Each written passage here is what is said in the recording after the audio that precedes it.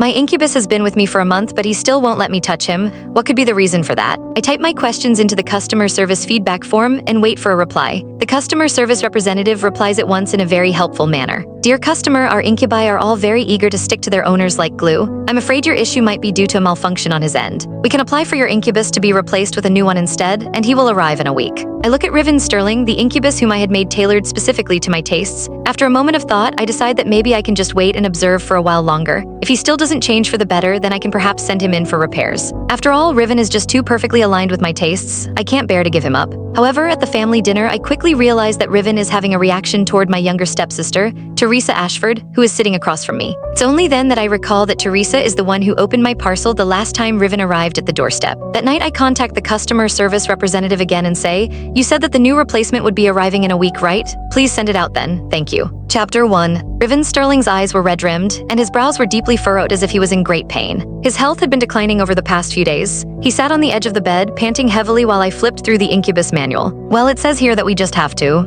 I cleared my throat awkwardly and continued, "You'll feel better after that." I reached my hand out and touched his collar, revealing the small, bright red mole nestled between his collarbones. The mole rose and fell as he panted, and he looked extremely alluring. I was just about to touch it when Riven pushed me aside harshly. I saw that my wrist had turned red, so I frowned at him slightly. Riven still wouldn't let me touch him. "Sorry, it's my instincts," Riven said, his eyes rather cold as he looked at me. "I'm going to take a cold shower." After watching him disappear into the bathroom, I grabbed my phone and called customer service again. Riven was a brand new incubus that had just arrived a month ago. I had spent a great fortune on him, customizing and tweaking him to my tastes.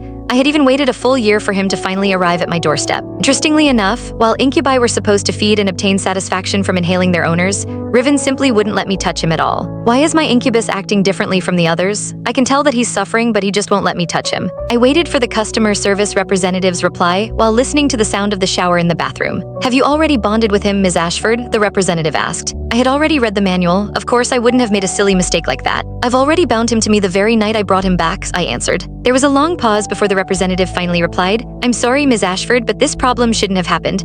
Our incubi are all well-trained to be extremely clingy with their owners. They would also want to be glued to their owners at all times." I was starting to get anxious. "Are you saying that I'm lying about my situation now?" The representative patiently replied, "Please don't worry, Ms. Ashford. How about you return your incubus to us and we will send out a new one to you as soon as possible? The new one should arrive in about 7 days." As soon as the words appeared on the chat screen, the bathroom door opened, and Riven walked out with just a white bathrobe thrown over his shoulders. Water droplets slid down his well-defined chin and dripped onto his chest and abs before being absorbed into the bathrobe. I gulped softly. Riven was exactly my type. He was supposed to be custom-made for me, but he ended up being faulty instead. "Let me observe him for a while longer. If he doesn't improve, then I'll consider your offer," I replied. Click the link on the homepage to watch the full follow-up for free.